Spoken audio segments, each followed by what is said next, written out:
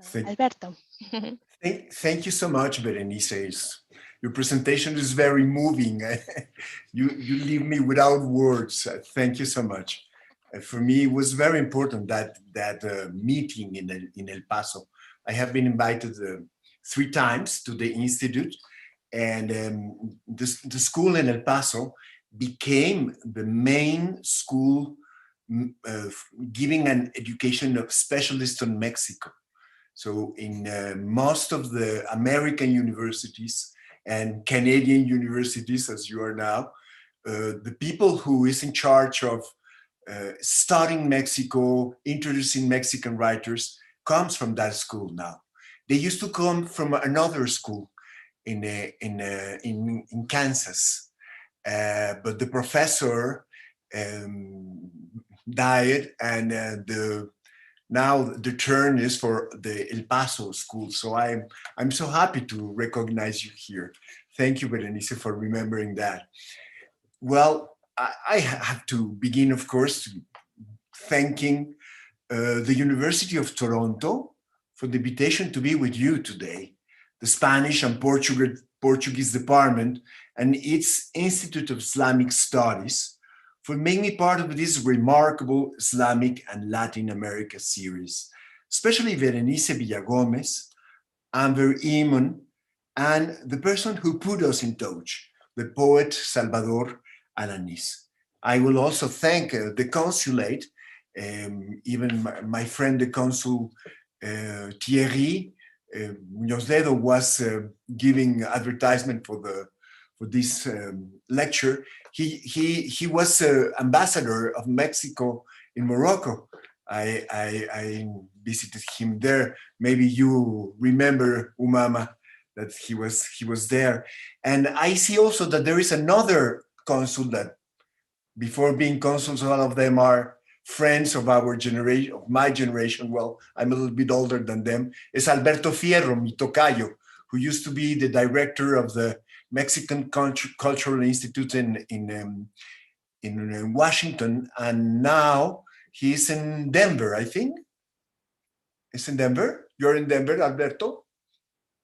Well, I see a lot of people I know, and one of the things that Umama Wad made was to open a space for people studying and taking care of my books in Morocco. A lot of people. There is no trip I made to Morocco without meeting by chance any of the students that you put there. And the institute that you invented have very interesting people studying Mexican literature and studying other subjects. I see here Raja El Hamsi, that is also from that group. Fatiha Bellaba, who is the substitute you as a dean of that institute, is not here, but if my books are translated into Arabic, is thanks to the work of Fatiha, and thanks to the initiative of Umama, and thanks to the friendship and interest of Andrea Soule, who is really one of the most remarkable persons that we can meet in the Arabic world, who's a counselor of the king, and he is the one in great part responsible that the city of Mogador exists as beautiful as it is now. In one of the many attempts against the beauty of the city, they built a mall in one part of the walls. Some people built a wall, and thanks to the association that Andrea and the support of a lot of people, the mall went down. It's like if you construct a mall in front of the walls of the Alhambra. No, it's something that monstrous, but that happens, and that happens everywhere. So I'm very happy to see you here and to thank you for all that. I have to say first to all the people who doesn't know me, there's a lot of people, most of the people here know anything about me, that I will address you as a writer. not precisely as a scholar, even having the credentials for that. I prefer to think of myself as a storyteller who is at the same time a poet and in the same movement uh, of speech and spirit, an essayist. I believe that the generic distinctions are cultural, more artificial than natural, decided once, but many times just take it for granted. Almost always, my books, once written, have been classified differently by publishers in other cultures.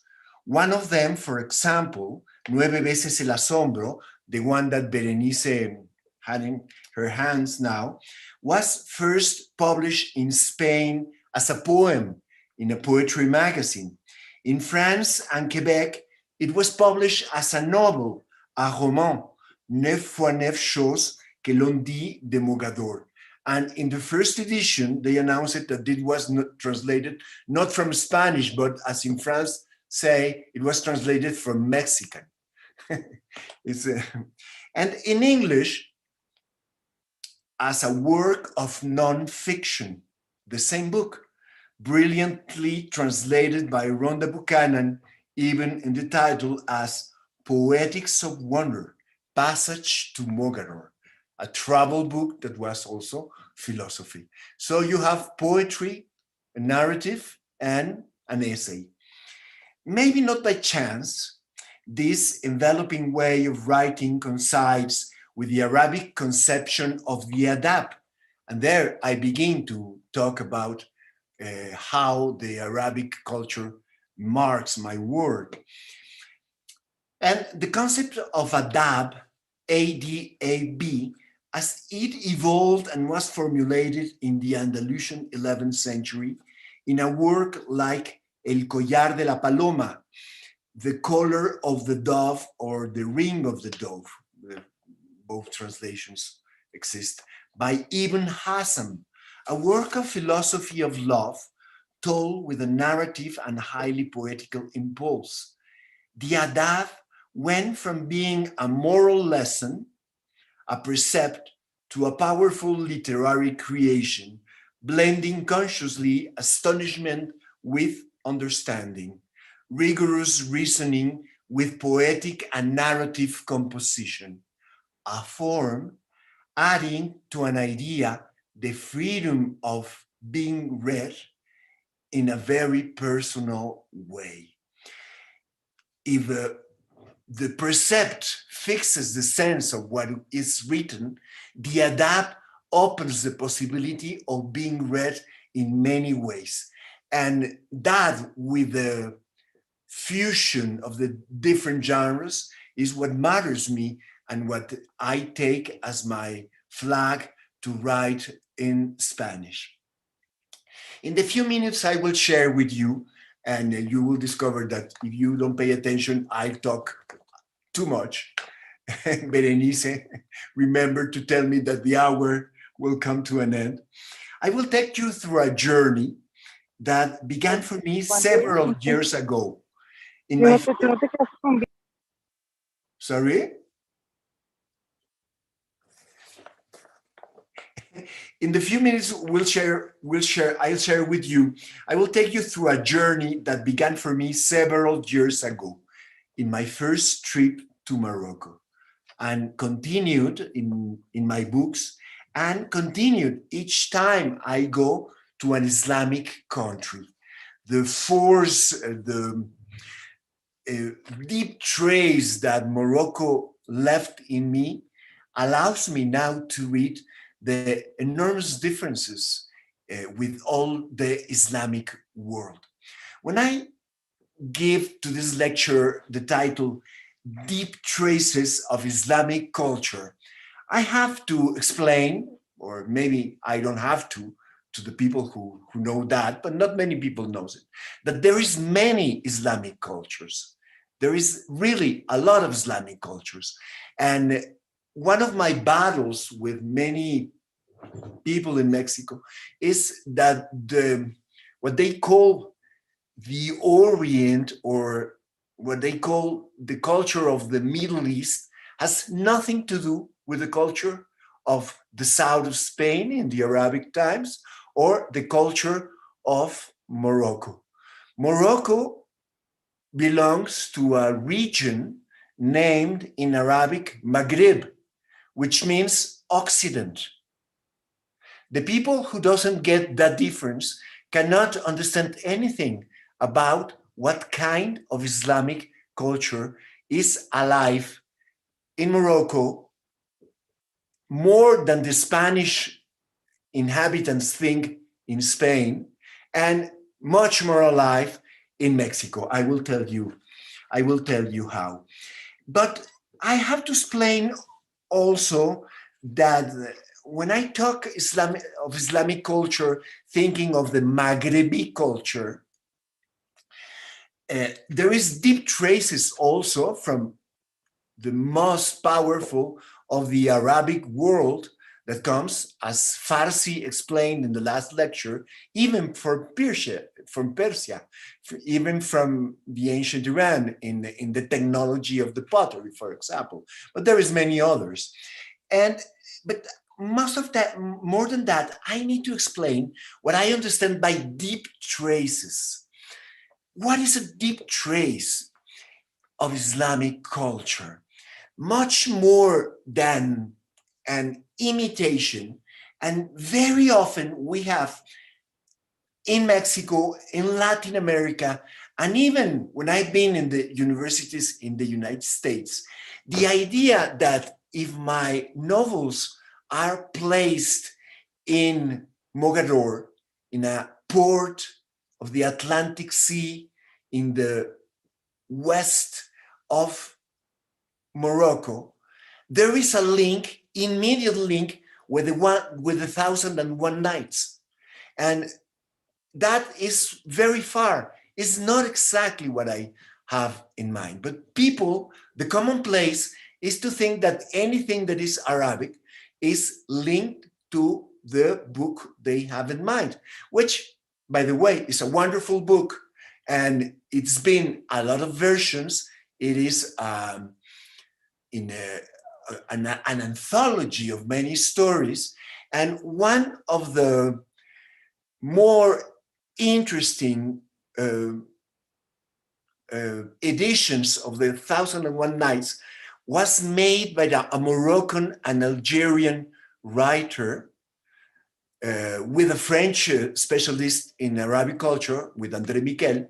And this writer already died, but I met him in Mogador thanks to Umama and in one of the meetings we had. And he established the huge difference between what I'm trying to describe as a deep trace. Let me put an example. For example, a not deep trace is, for example, one of the hotels in Tehuantepec that have in the middle of their main yard an imitation of the Fountain of the Lions of Alhambra. That is really like a naive, even kitsch quotation. Not deep trace is many of the arabesque decorations in many of the houses of the Porfirio Diaz time, the beginning of the 20th century. That is not really a deep trace.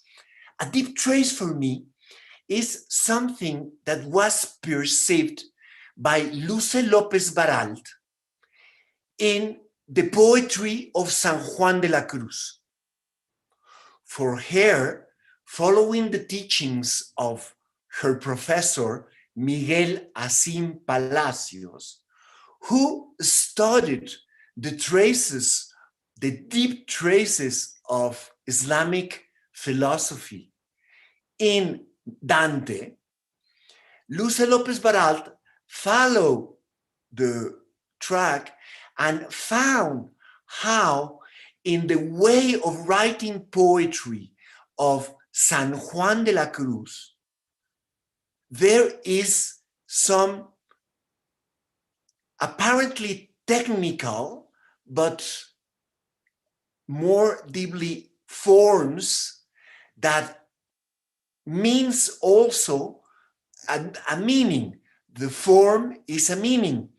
The idea that we find also in other mystics in the Spanish language, the idea of the interior, the soul as a succession of interior castles, is absolutely Arabic. It's a trace of the Arabic culture.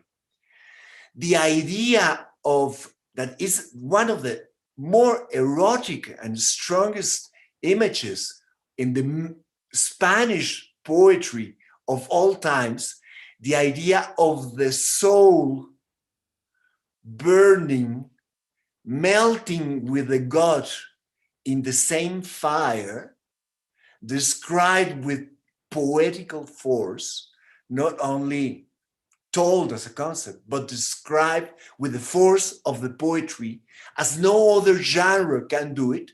That is Arabic. And that is linked to the poetry and to the adab also, to this fusion I was talking to you at the beginning. I will allow me to remember a meeting we had, Umama, do you remember, organized by UNESCO and by André Azoulay in Morocco, in one of the universities very close to Fez. And it was called a meeting of the three religions. There was people, very Orthodox people from the Jewish communities, very Orthodox people from Catholic communities, and the Islamic community. And they were having a congress trying to build bridges between the three different religions of the book. It was a congress about that. And as I was invited with Obama, I made a speech on what I found as the real, only absolute thing that the three things have in common, besides believing in one God. Even if all of them think in a different God, and some liberals inside the religion think that it's the same. For me, the real thing united the three religions is mystical poetry. The speech that describes, not describes, but puts in action through the words, the act of melting yourself with your God, if you are a believer, is formulated in a very similar way in the three religions. And it is so because the three religions have taken one from the other the ways of saying that, which means, talking of mystical poetry, the ways of doing that, of getting in touch with your God. If we become heretic and we think of this link with the sacred as an erotic act, we arrive to the idea of the people making love is making a ritual by which is building the other, the loved one, as sacred, as a goddess or as a god. That's absolutely heretic. But I do believe that. But for my astonishment, do you remember, Mama, the main character in that meeting was a prince, a Jordan prince. And he was furious against the idea of giving a place to poetry in that meeting. He said, poetry is useless and poetry is not important. Important is ethics, theology, anything. He was a prince. And then this same writer uh, make a defense of the poetry. The writer who made the edition of the 1001 Nights, do you remember his name, Umama? I don't remember. Well, he made a defense of the poetry as really what I was proposing, the link between the three religions. So returning to the concept of deep traces, for me, that is a deep trace. And the idea that we can learn something from another culture is including our another cultures, all the indigenous cultures inside Mexico, is important if you think of that as a lesson to live by, as an instrument to give sense to your life, as a way of making yours a culture, something of a culture to give a sense to your life. And I have the feeling that that happened in Mexico since many centuries ago in many ways. And that happened to me when I was looking for my own voice. Because the journey I am trying to describe you was a journey that I took with Margarita de Orellana, my wife, who is co-editor of Artes de Mexico. And that journey was a search of two things. One was trying to understand woman's desire, because I was beginning to live with her. And I have, or had more at the time, the education of any Mexican, which is made of many blocks, many exterior castles that doesn't allow us to understand so much.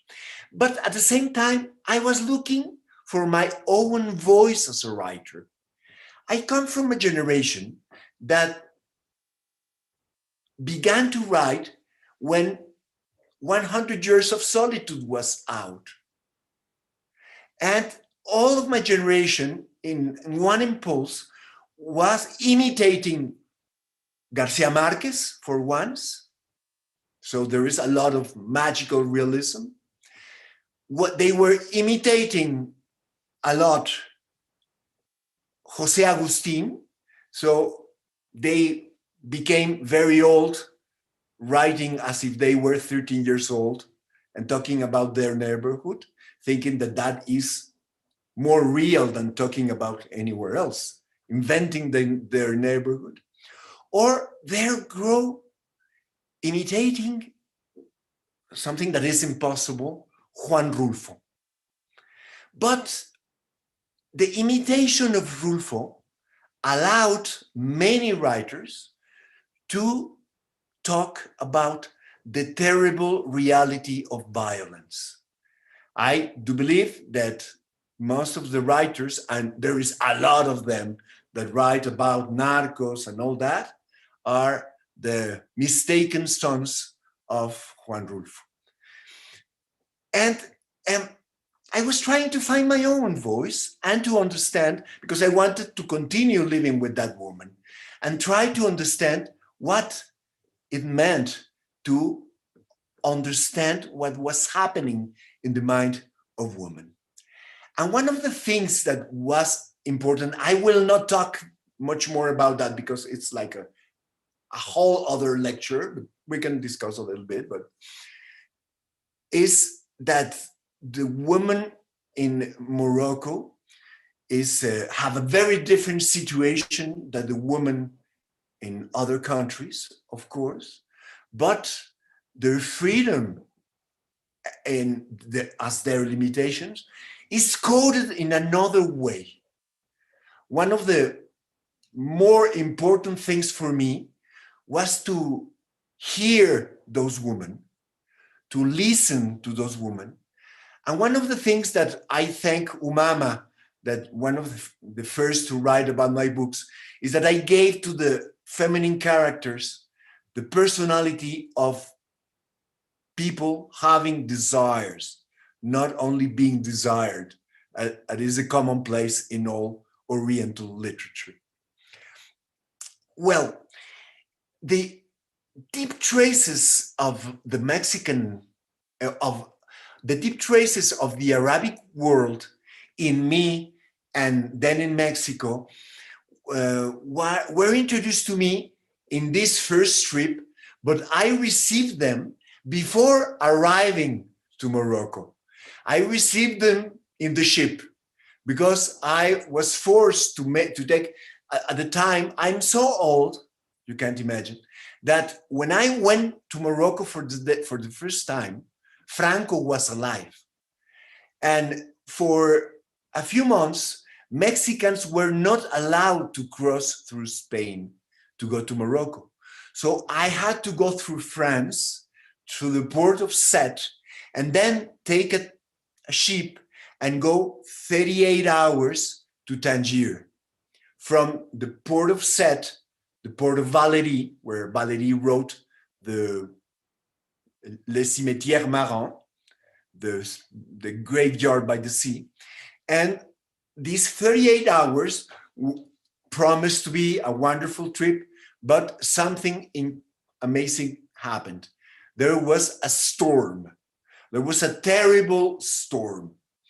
And my wife and I were the only non-Moroccan traveling with 120 Moroccans in the basement of the ship, because the French tourist industry invented something that they call fourth class. It was very cheap. It was made for all the workers that get into Morocco maybe in a clandestine way. Their wetbacks are Moroccan. And then with their economies, a part of their economies, they come back to Morocco in the basement of the ship. I will not it very, very long, but was very moving in all the senses of the word. The shock, the physical shock we had in the basement of the ship was something that I am sure prepared me and my wife to see and read Morocco in a different way.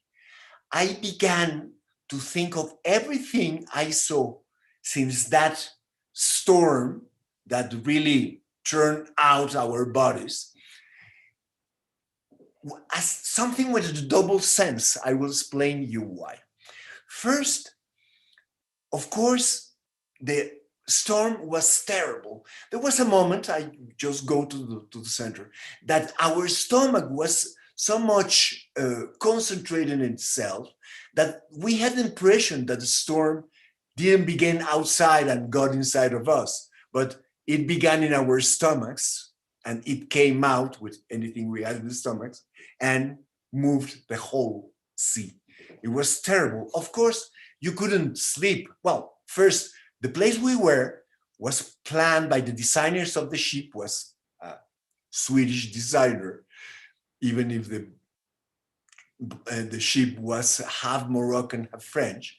The Swedish designer put this room where we were under the level of the cars, so it was smelly, and there was the place dedicated to the movies, to see the movies. So there was chairs to see a movie. There was no security bells, of course. So we were moving from one side from the other.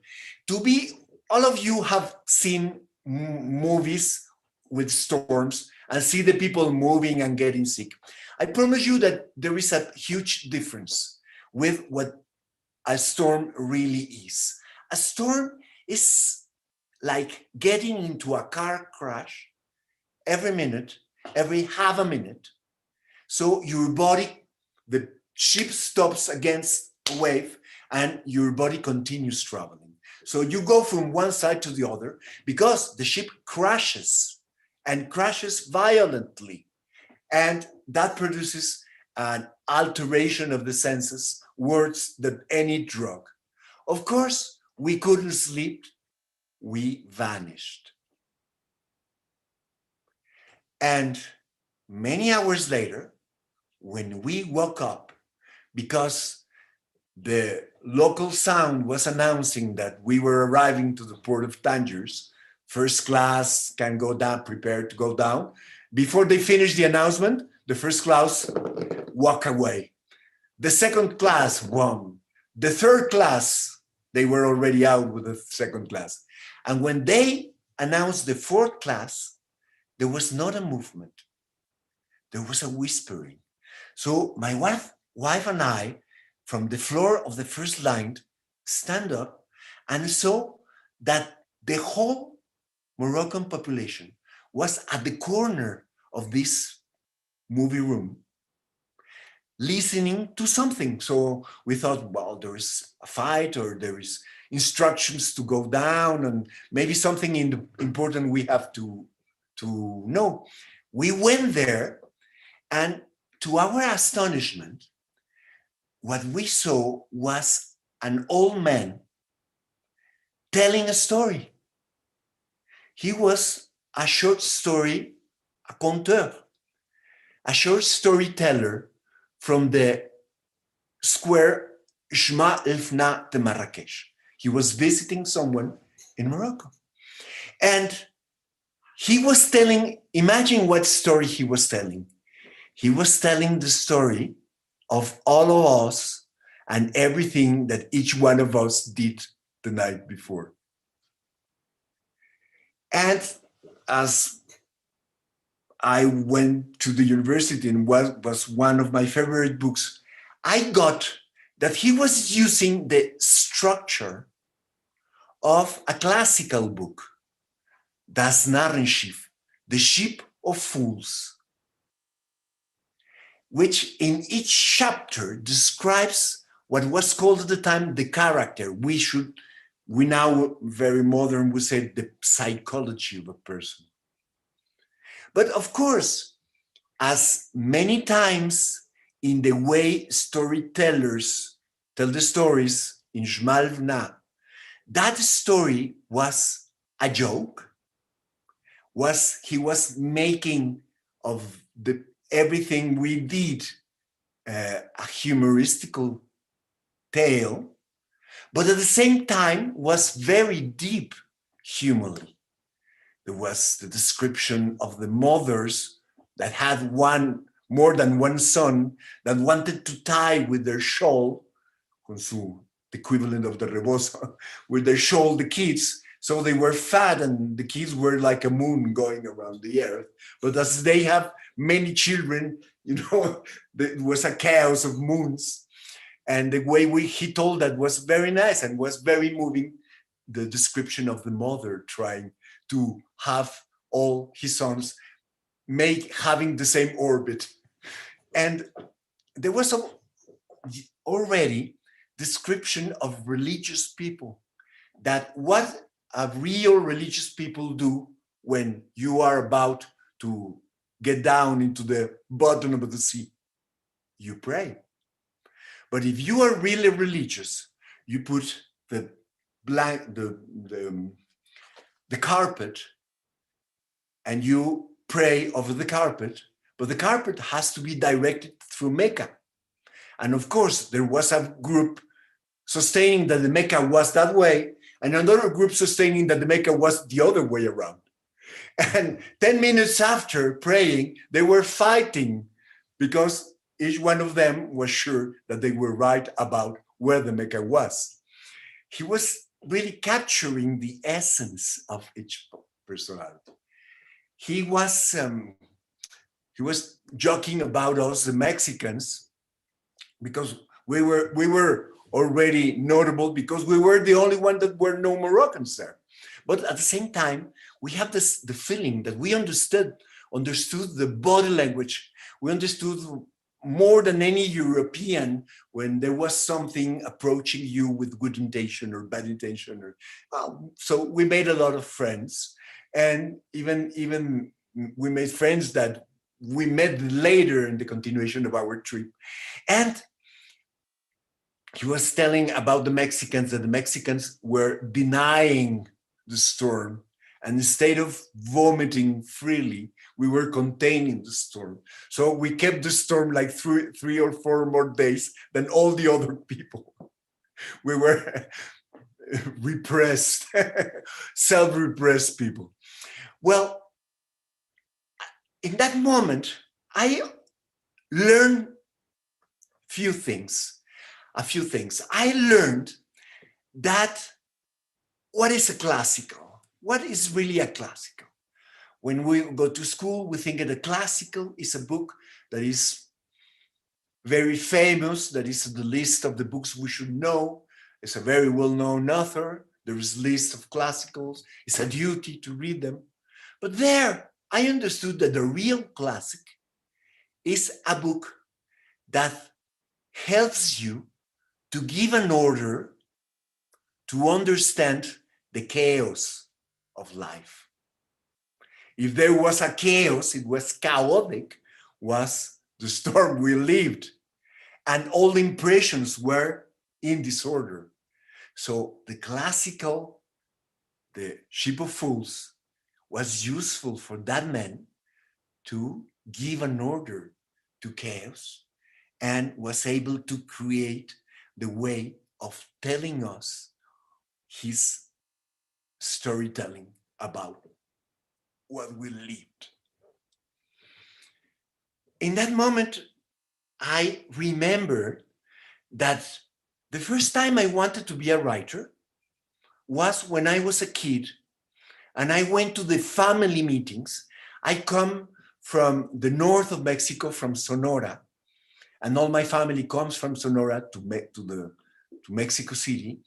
And we had a lot of family meetings. And in the family meetings, not only the grandmother and the grandfather told stories, but everybody was telling stories.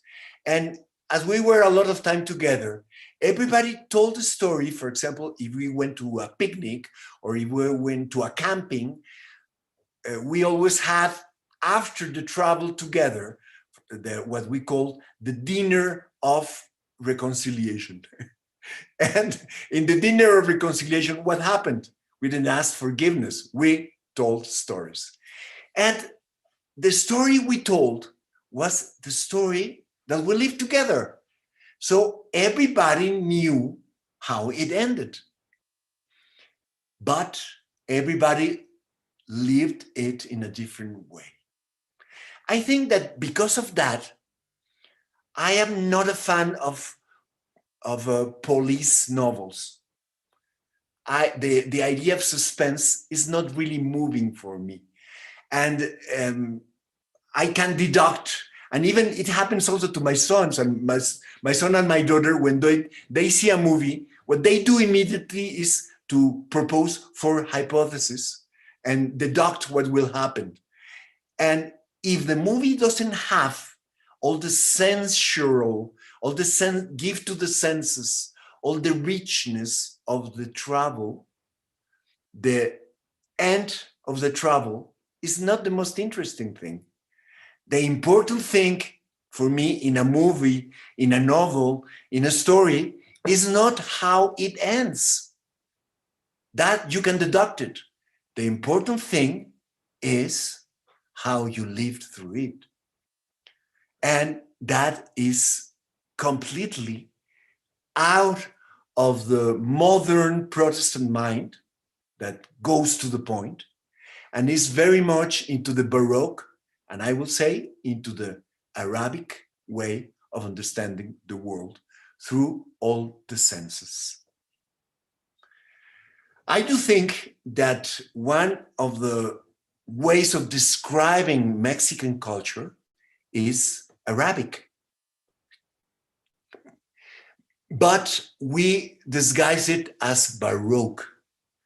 But I do think that what we can think, for many Americans and Anglo-Saxons, Baroque is a bad word, means too charged, too complicated, doesn't go to the point.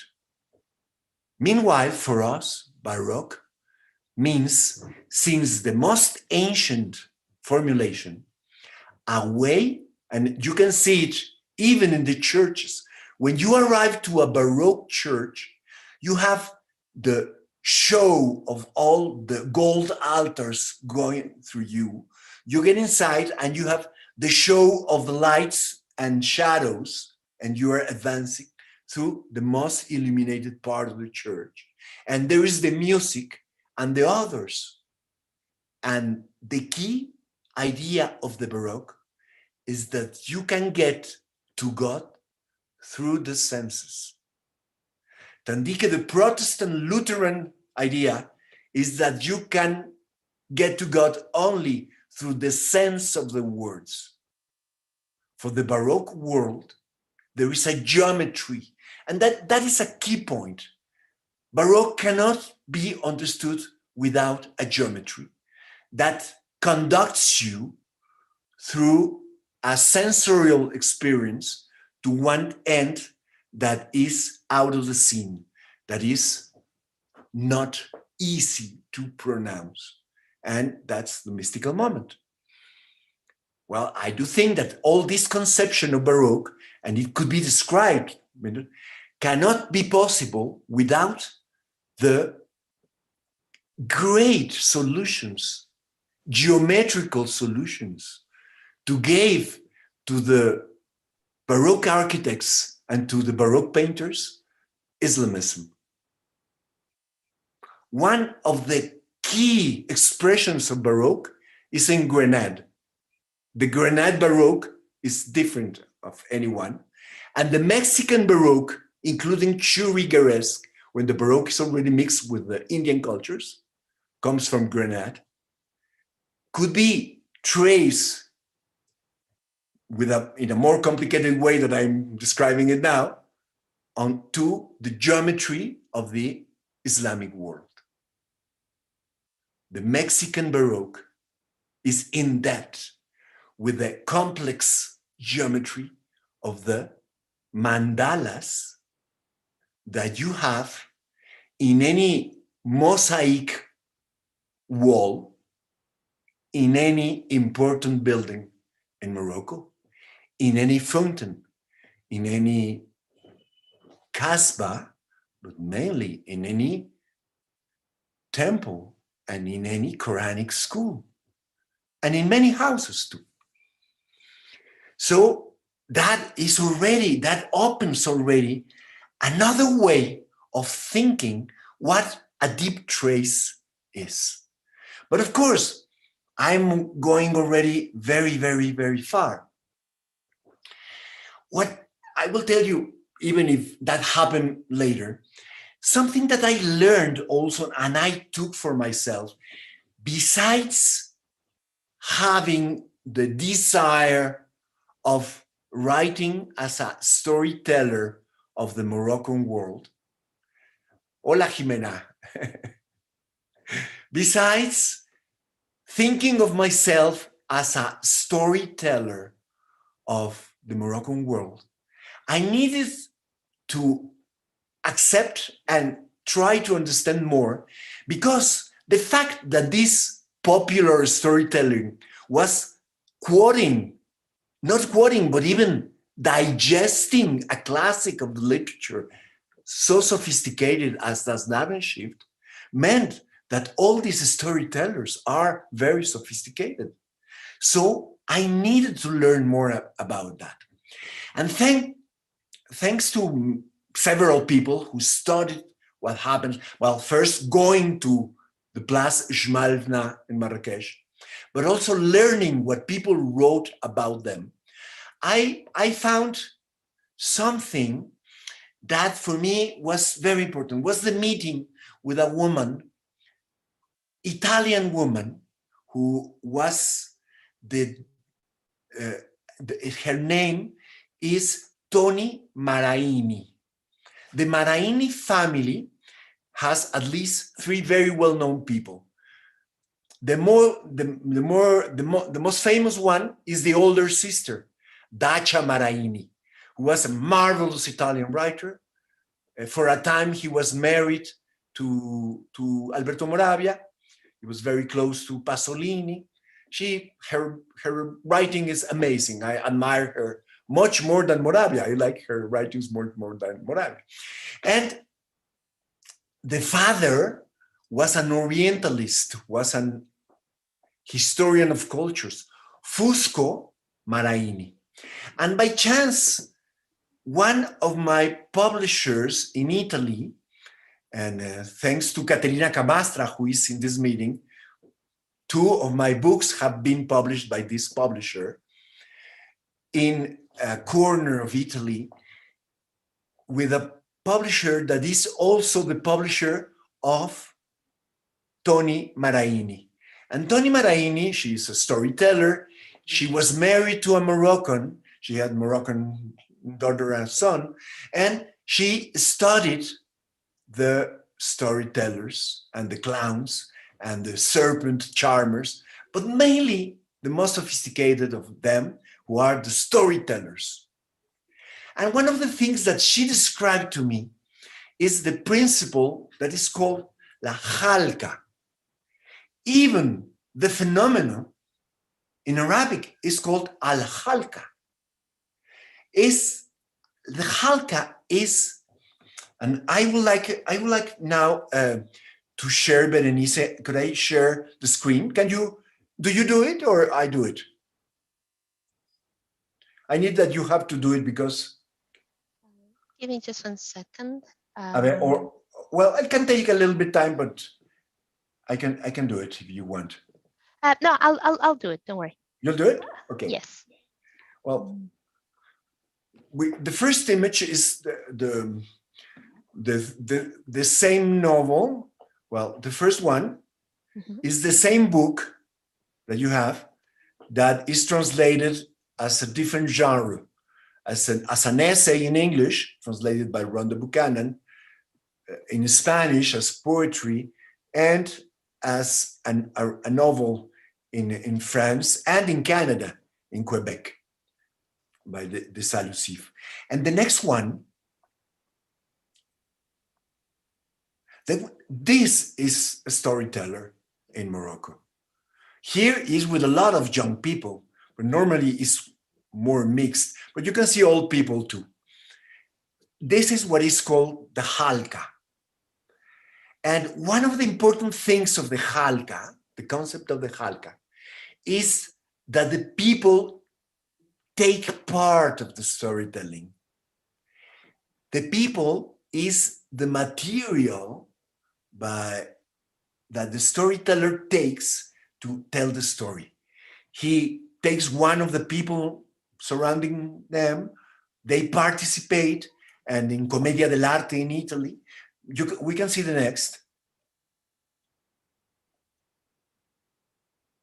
This is another genre of storyteller that is also a clown. That happens too. There is even a troupe of clowns. So that's why he's disguised more as a clown. In fact, these were five of them.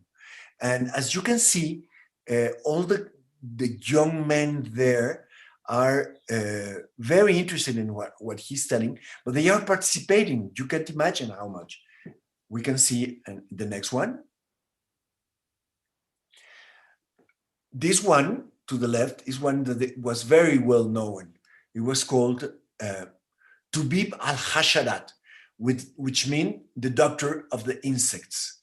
And one of the things that he was a leader was that the halka that he used was not only making the audience take part on it, but also making games with the words, having a lot of experiments with the words. There is even studies comparing what the older storytellers of this class make, and writers as Lawrence Stern, as Raymond Roussel, as Lewis Carroll, for example.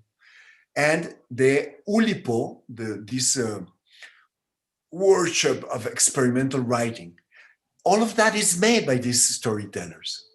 The one in the right have some sacred. You can see that he has some classical illustrations. Some of them are from the Quran, but not all of them. One of the interesting things I found, and it's also very well studied, is that these storytellers use something that is called the Makamat. The Makamat is a classical book, and there's even a genre. Al-Hariri was the writer, contemporary, at least a little bit younger than Ibn Hazm, was a writer who wrote 50 stories. And these 50 stories, we can see the next one. Well, here is the halka, the circle. You can see that sometimes there is even parallel storytellers. The next one. This is an illustration, this is a facsimile of the Al-Hariri Makamat. It's a wonderful book. It's really full of funny stories. And all these stories is like the nourishment for making interventions, as they are 50. There is many ways of taking the people surrounding the story and make them part of what he's telling. He proposes the audience to participate. He proposes to give an answer to a guessing riddle. It's really fabulous. One of the things that they do a lot is to make palindromic games. You know, a palindrome is, for example, one verse that you read in one sense, and a classic palindrome, if you read it in the other sense, if you begin by the last word, it is the same reading. But they build stories that if you read it in one sense, has one ending, the story, but if you read it in the opposite, it has another sense of the story, another development. We can see the next, and I think that this is one of them, also the beautiful illustrations. They are amazing. Well, the Makamat is a fabulous story, and it belongs to one trend of the Islamic world in which the principle is not to obey the order of the religious patriarch, but to introduce reflection and do what you think is better. That is a whole trend of Islamic that people doesn't pay attention because of all the fundamentalism. People think only of the forbiddenness of images, but the fact and the story is much more complex than that. Much more complex. They are not breaking a rule, they are obeying a rule. And the way of obeying the rule here is producing beauty and making for the teachings of the text beauty. That is very important. And we can go, I think that the next one, let me see which one is. We can stop a little bit. Wait, yes, we can stop a little bit. Because I want to tell you, we can return to we can take out the sharing square. Well,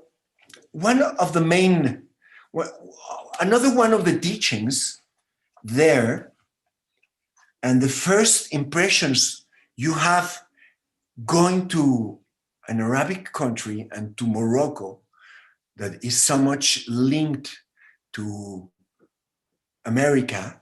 Even Umama was the director of a festival that happened in this city, Mogador, and it was a festival dedicated to establish the link between this part of the Arabic world, the Maghreb, and America, and the whole America. It was a very important effort with a lot of consequences. There was even Canadian writers that were amazing.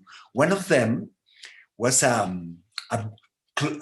writer, a Canadian writer close to the Beat Generation, who in a clandestine way, stole cactus from Mexico, from San Miguel de Allende. And through the years, he made a Mexican garden in the outskirts of Mogador. You know, the cactus in each desert are different. In the Sahara, there is no one of the cactuses that you can find in, almost no one of the cactuses that you can find in Mexico. So to have a traveling Mexican garden in Morocco is one of the magic situations that happen when you have crazy Canadians, Mexicans, and Moroccans doing something unexpected together. But well, one of the main things that I understood immediately, even without understanding the language, was that many words were exactly the same. But, you know, we are all used to know that the word that begins with AL are from Arabic origin. That's the easy part of it. But to understand that everyday words, like, for example, aceite, is Arabic. And when you say aceite, you are speaking Arabic. And the fact that like that, there is a lot of them, much more than you can imagine, is something that is astonishing. And for me, it was more astonishing because, for example, we have aceite, and in Mexico, we eat aceitunas. But in Colombia and in Spain, they eat olives. That meant that there was an effort to substitute Arabic words with words from Latin origin. And I began to try to listen how that, and I found a lot of words, but really a lot. For that, in my first book, in Los Nombres del Aire, one of the things that I tried to do was to include a lot of words in that one, yes. A lot of words from Arabic origin, but not the evident ones, but the not evident ones. So that the book was in a great proportion written in Arabic without noticing that it was made that way. I wanted to talk about the traces, but the deep traces again. And yeah, yes, Mama is showing one of the people who studied the language, one of the most amazing books, and I really recommend to anyone who wants to know anything about our language, I recommend to read it. It's a book by Antonio Alatorre. Antonio Alatorre was a Mexican specialist of literature, and he was asked, he was a linguist and he was a wonderful person. He was asked to write a history of the Spanish language for everybody, what they call work of divulgación. And he wrote a book called 1001 años de la lengua española. It's published by El Fondo de Cultura. You can always get it. 1001 nights of the Spanish language. And one of the things he says is that in daily today Spanish, there is 4,000 words of Arabic origin. 4,000. You know that many young people have a language of 20. That one, yes, Berenice, that one. But many young people have a vocabulary of 20 words. 100 words is already a lot. 4,000 words from Arabic origin means a lot. So I was very enthusiastic of talking with him. And without asking, he got my first book and he noticed that immediately. Even when my book was presented into Spanish, the book was presented by Antonio Latorre. And all of my friends said, no, he's very rude. He will be mean. He will say something horrible about your book. But I said, well, doesn't matter. If the book deserves something bad, let's hear it. Because I trusted that he was really a wonderful, sabio sageman. And the book was introduced by him and by Álvaro Mutis, who was also very documented on the Arabic world. And he was very generous, of course. But what I learned also from Antonio Alatorre and talking with him much more was that the semantic fields to which many of these words belonged. The semantic field is, for example, how many of those words are related to love? How many of those words are related to war? Well, almost 80% of these words come from the field of what we call now applied arts. The reason of that is simpler than we can think and at the same time complex. And that is linked to something that immediately getting out of the book we discovered. When we went out of the book and we got into the market, we discovered that the pottery, the ceramics, as Farsi explained you the last week, was very similar to the one in Mexico. The Mexican Talavera de Puebla or ceramics from Guanajuato or from Hidalgo was very similar to the one we saw in Tangier. And in Tangier, I asked where it was made. And the one that was more blue-like was made in Fez, the Blue de Fez. And the one that was with more variety, with a longer variety of colors, was very similar to the one made in Hidalgo. And it was made in the town of Safi, in the Atlantic coast. So why these geological locations, also of the two main geological locations of the same pottery in Mexico? It was quite amazing. Yeah, it's almost the hour. Oh, I will go faster. Well, the story was told by Farsi the last time. So, but we saw the same in some textiles and the same in architecture. What was the meaning of that?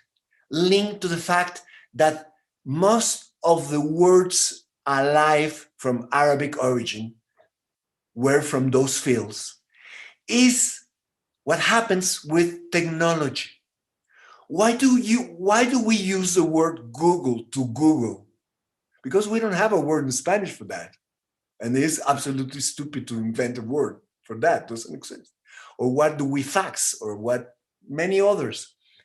So even if there was a very important enterprise directed by one of the Spanish cultural heroes, Antonio de Nebrija, Elio Antonio de Nebrija, his enterprise consisted in one thing that was very important for the Spanish, was to make the first grammar and the first vocabulary of the Spanish. But his third goal was to take out from the language all the words from Arabic origin and exchange them for words from Italian origin, Latin origin. It's needed to say that the importance of that effort was because at that time, and it's 1492, the same year of the discovery of America, the Spanish was not considered a language that merited to have a dictionary nor a grammar. So he gave the importance of that. But at the same time, he was making a racial cleaning of the language, getting out of it all the words of Arabic origin that he could substitute. Elio Antonio de Nebrija was so snob that Nebrija is an Italianism, but his real name was Rodriguez. He was from the south of what was called La Bética in the Roman times, but when he was born was called Sevilla. He was from the south of Sevilla, and his name was Toño Rodriguez. But he changed his name for the name of a Roman general and an Italian name from the place he was born, Elio Antonio de Nebrija. So you can see the snobbish attempt, but also the big effort that was important for the Spanish. It's important to say that the Arabic was 7 centuries older than the Spanish. The Arabic evolved in many ways. What Nebrija did was not a dictionary, but a vocabulary. So he made a list of Italian words, or Latin words, sorry, and a list of Spanish words. Well, that same operation was made 5 centuries before with the Arabic. There was many vocabularies of Arabic and Latin, because Arabic was complex enough to have a very strong and important grammar. One of the things that astonished me most was the different nature of dictionaries, for example, in the Arabic world of the time, and in the actual Spanish world. And one of the things that I found the most, and we talk about this with Juan Goitisolo. Do you remember, Umama, in one session you organized when you invited me to have a conversation with Juan Goitisolo about this, and we were talking about this. And I was talking with him about one of the words that matters me the most, that is the word asombro, wonder, because it changed now, but still in the 21st edition of the Dictionary of the Royal Academy of Spain, the word asombro the definition of the word asombro was first to throw a shadow over something clear. Second, to put something in the shadow of the emotions, so something sad. Third, to be scared. Me asombra, I'm scared. And fourth, wonder. When I talked to, I was invited even to write a letter to the Academy of the Language. And they explained to me that was because it was a historical, they made a historical evolution. And I said, well, you need to change that, because for me, asombro is not mainly and first being scared or being shadowed. They changed it now in the last edition. But one of the important things that is that with a friend, I read an Arabic dictionary, and the logic of the way to give a definition to words is different. It's almost like a phenomenological definition. It's very, very different. The way they act is this. They say asombro. They say first, is the experience you have when you are in front of something new or different that moves you intellectually towards amazement. That is the definition of wonder.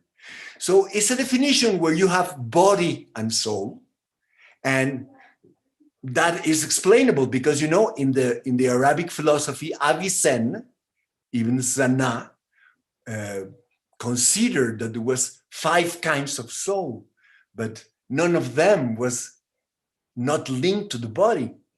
So this definition is deeper and is much more in harmony with what we do.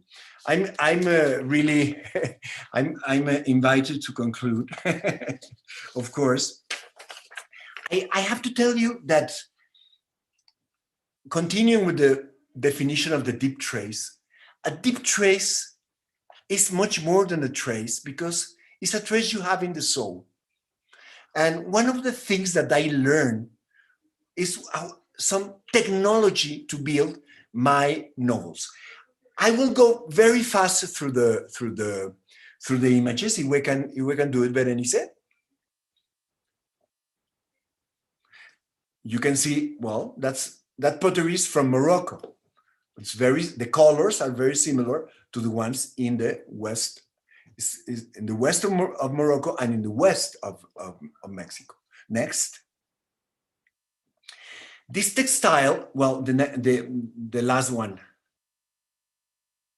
This textile, with its rhomboid forms, is Moroccan. The next one is Mexican. I was working with Fatima Mernissi. This one is Moroccan. The next one, this is Mexican.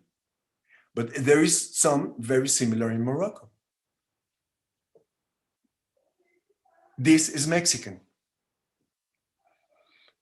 This is Berber, but at the same time is very similar to one made in Chiapas with a cross and everything. The explanation is that all these things, this is Mexican, but as we found, is very similar to one made in Tunisia. This is Moroccan. Could be, people sometimes think that she's from the north of Mexico.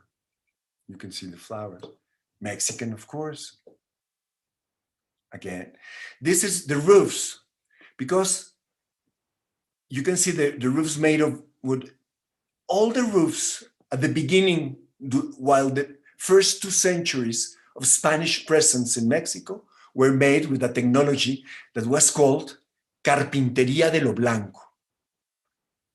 It was the Spanish trace in Mexico in architecture is from Arabic origin. Again, this is another one. This one is from Tlaxcala. And this is the mandala you can find. So when I was trying to learn something for my books, I decided that the variety of text I had needed to have a form, and that form needed to have a sense, the sense of a search, all my characters, and in the search of desire, understanding desire, and understanding the loved one. And what we can find here with any malem, any master doing this, is a way of giving an order to the chaos. These tiles are made by the malem, developing 99 forms and making with the 99 forms this kind of mandala. Next. So I tried to write 5 books, like if there were 5 circles that were in communication one with the other. You can see this. This is very important because if you need to put together 99 different forms, the technology you need to develop has to be very, very to spend a lot of energy finding the common formula to communicate. So what they developed was this, that has also an Indian origin and made by the Arabic culture in the north of India. It's called the Vedic Square. Vedic, which means the knowledge, the books, the Vedic books is the books of knowledge. You can see that you have nine unities, nine. And what do you do if you say, let's put together each one of these numbers? Next one. You can see, for example, here, you put together some of the ciphers, you put together the 4, you get this form. If you put together the 5, you get this form. If you put together the 6, you get this form. If you put together the 3, you get this form. So the 9 times 9 allows us to develop a formula in common for different shapes. Is a principle of composition and at the same time a mystique of composition. It works, as you can see, and it works also for calligraphy, as you can see. Next, it's Caterina knows a lot because Caterina went to Morocco, put herself under the orders of a Malem, and these are by Hassan Masudi. And she became a calligrapher. And as Caterina will talk about it, to do this is not a craft, it's an initiation.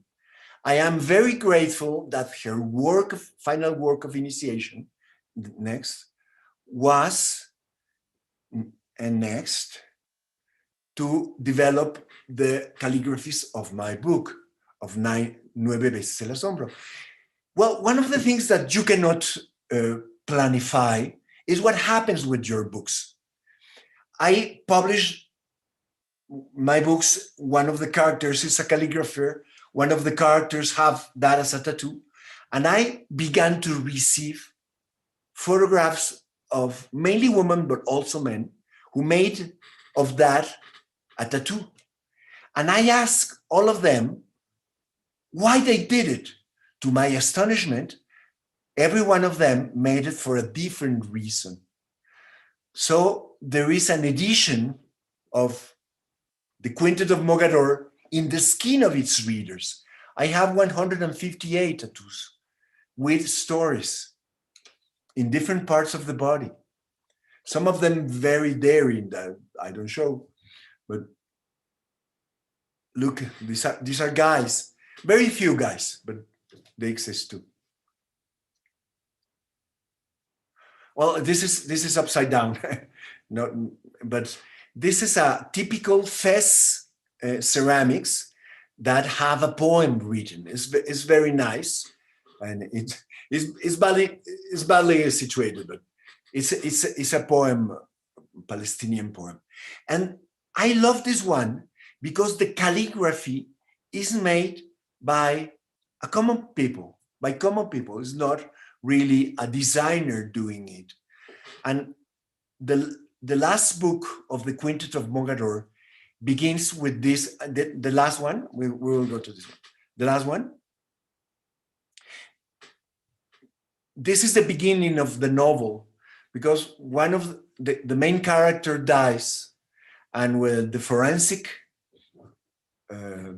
police arrive to see the body, they show him this piece, and he looks inside and there is nothing, not even ashes, because he asked his ashes to become the glaze. The ashes are very good to do glazes. So the body of the main character becomes a work of art. The next one.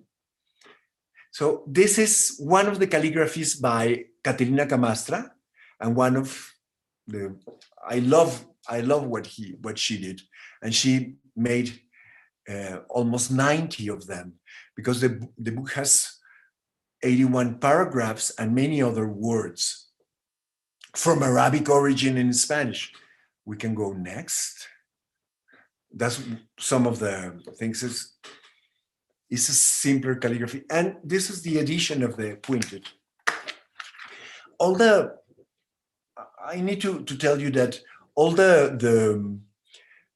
what happened with this book have been for me magical. I spent 30 years doing that. I interview a lot of women. I studied a lot of principles of composition. And when I tried to publish my books in Spain, it was for them too much problem to publish 5 books. So they did it together in one book, with the one of the walls of the Alhambra and this beautiful woman there. So the book existed. I was invited to a festival, literary festival in Jaipur. And there, that festival is a very good one because no journalist can interview you if they don't know your books. The only journalist who read your books can make an interview with you. And there is like 90 writers. It's a huge festival, very fun. So I had a journalist who was an anthropologist, was a fighter of human rights, and it was a very good interview. It was very few interviews, 3, but all of them were wonderful. And the best was this girl. And at the end, she said, I have to confess you that I'm a character in your book. And I imagine that she was saying, well, I'm identified with one of the characters, etc. And she said, well, in which way you are a character? I am in the cover of your book. So the girl was this one, that by chance is imagine an Indian journalist from Calcutta that goes with a scholarship to study anthropology to London, where an Egyptian photographer took her photo, sold it to an agency, and I'm invited to the festival. Well, the designer, the graphic designer in Spain buys the photo, puts together this. I'm invited to Jaipur, and there I find the main character of the cover. For me, is absolutely magical. And everything that happened with this book is magical. Sorry, Berenice, I need to tell you only, we began a little bit late, but I will tell you a conclusion. I have to read it. What did I receive from all my relationship with the Arabic world? I received 9 gifts. The gift of friendship and warmth from my Moroccan friends. 2, the gift of being close to a marvelous country, Morocco, and a marvelous city, Mogador. 3, the gift of the unexpected remembrance of my forgotten early childhood in the Sonora Desert. 4, that's another story to tell. 4, the gift of a poetics of wonder. 5, the gift of an extended erotic conception of life in which there is always a search, a path, a spiritual dimension. 6, the gift of technical narrative lessons taken from the traditional Arabic crafts and thought. 7, the gift of discovering an aesthetic dimension of life, present and alive in every corner of that country and my country. 8, the gift of a new territory, another dimension of Mexican culture, the Andalusi one, another way of understanding Mexico and my mestizaje. And 9, the gift of a different understanding of who I am, of what I am becoming, of what I do and can do. Thank you very much. Thank you, Alberto. This is wonderful.